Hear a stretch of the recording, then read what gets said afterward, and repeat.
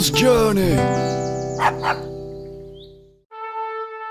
Now that the fool has met the sun and been delivered from darkness, he finds himself in the company of some very cheerful-looking zombies. Above them floats an angel blowing a trumpet. I prefer Louis Armstrong myself, but there you go. Welcome, traveller. Hello, do you know any Miles Davis? You finally arrived at the last judgment. But I thought I'd already been judged. I distinctly remember meeting the justice card. This is the final judgment, traveller. This is what you've been working toward all this time. Wow, so I've finally arrived. Hello there. You guys are looking a bit pasty, if you don't mind me saying so. Yeah, all right. There's not exactly much sunlight where we've come from. And where was that then? These coffins, can't you see? We're all being resurrected. Resurrected? But I'm still alive. Have you forgotten about the death card and the tower? The end of the ego and all that? One must die if one is to be reborn. You've completed the great work. You've brought your conscious and unconscious into perfect alignment. Now you are one with the universe. Yes, I've made it. I've finally found my authentic self. I don't know what to say. This is incredible. It's about time. I was getting cramp in there. And the humidity was playing havoc with my eczema. It's no life, I can tell you. I was much happier when we were starring in that thriller video. Glad I wasn't there. You've reached the end of your journey, traveller, and now is the hour of completion. There is but one card remaining. The dancer awaits you. The fool is off to see the dancer. I hope they're going to do the Charleston. I know that one. To be continued.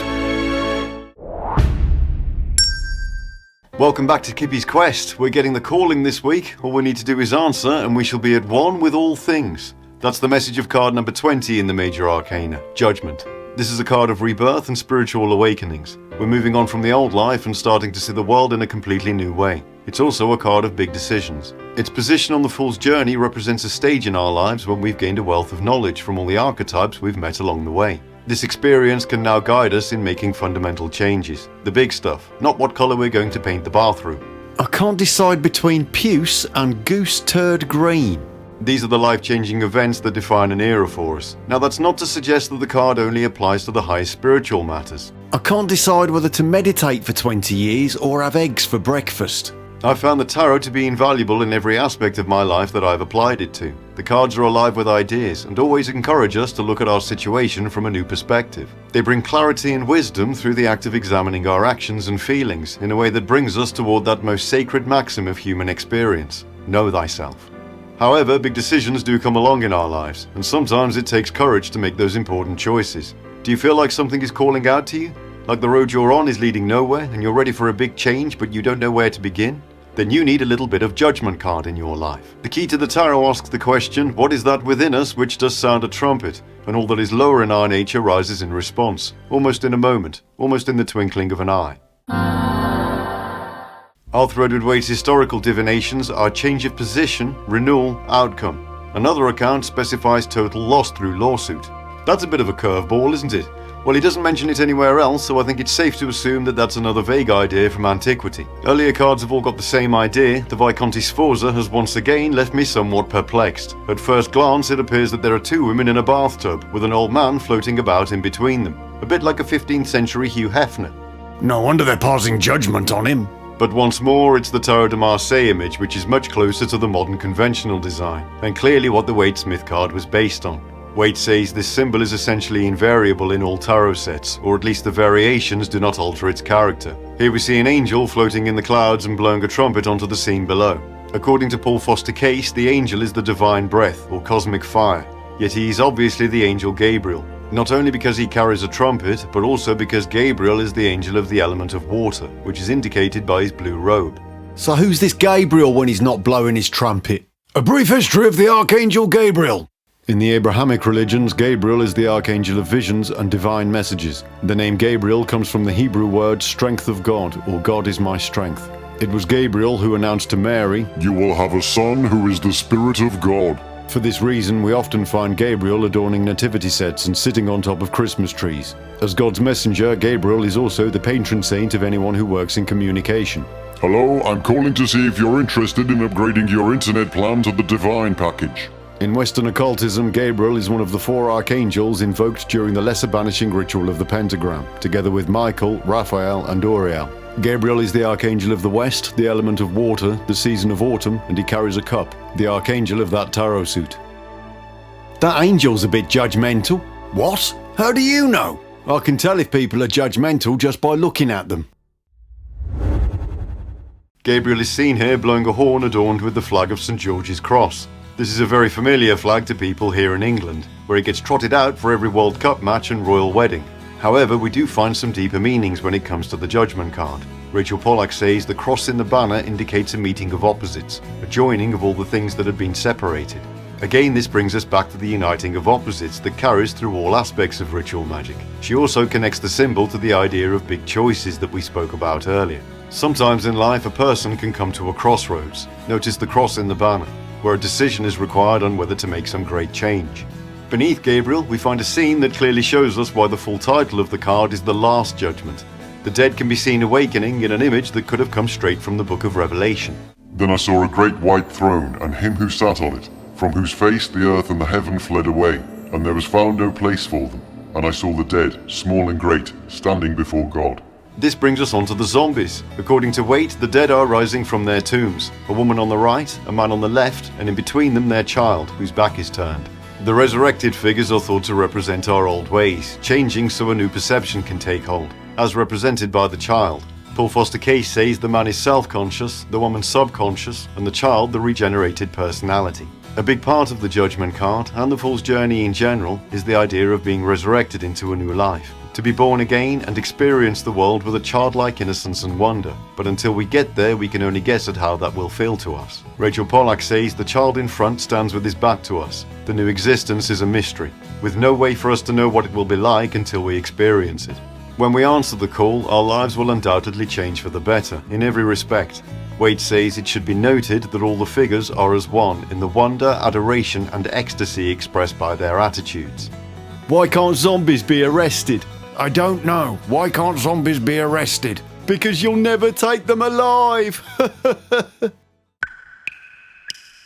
Behind the zombies we can see a mountain range. Paul Foster Case says snowy mountains in the background represent the heights of abstract thought.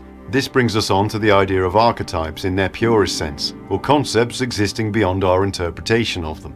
According to Rachel Pollack, in modern physics we learn that scientific investigation can never form an exact picture of reality, because the observer is always part of the universe that he or she is observing. In the same way, each person's thoughts and perceptions of life are influenced by that person's past experience.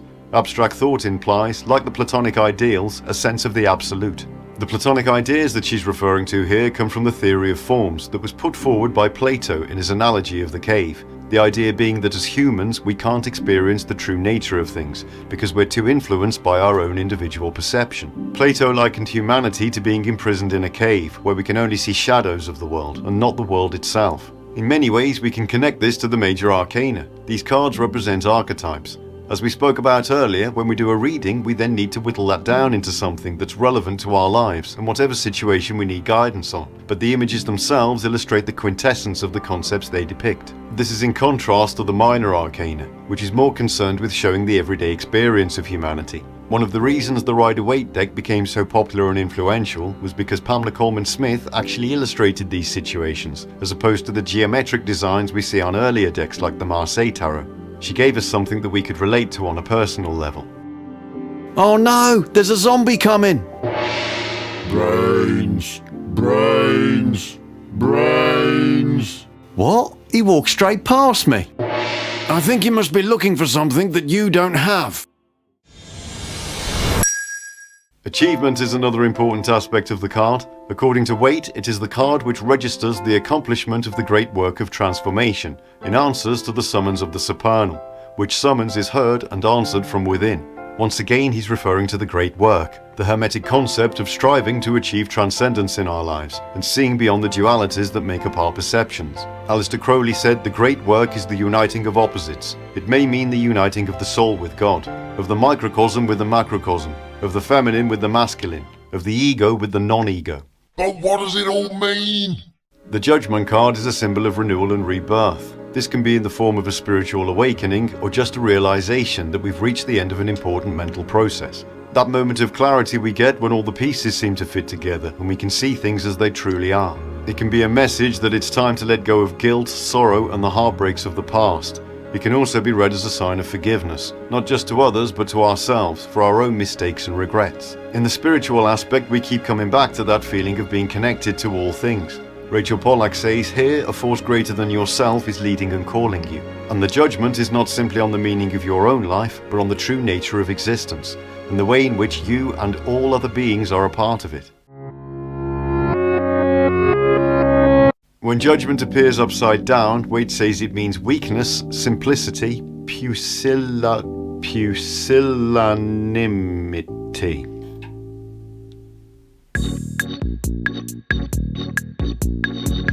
Okay, lack of courage or determination actually makes perfect sense, because a good way of looking at the reverse card is from the point of view of hearing the call but being too afraid to answer it. Sometimes we may feel like we want to make some fundamental changes to our life, but we'll do everything we can to justify not doing so because we're scared of failure or we fear change. Korrespondence Korner! Judgment sits on the 31st path of the Tree of Life between Hod and Malkut. This is the path between Splendor and Kingdom. They correspond to the Hebrew letter Shin, which means tooth. Their musical note is C natural. Their corresponding herb is golden seal, and their planet is Pluto. The big takeaway for the Judgment card is the idea of being reborn into a new way of life and a new way of thinking. Paul Foster Case says it implies completion, decision, termination. It is the final state of personal consciousness. Thank you for popping in once again to Kippy's Quest. May the coming days bring you renewal, absolution, and the courage to like this video and subscribe to our channel. Until next time.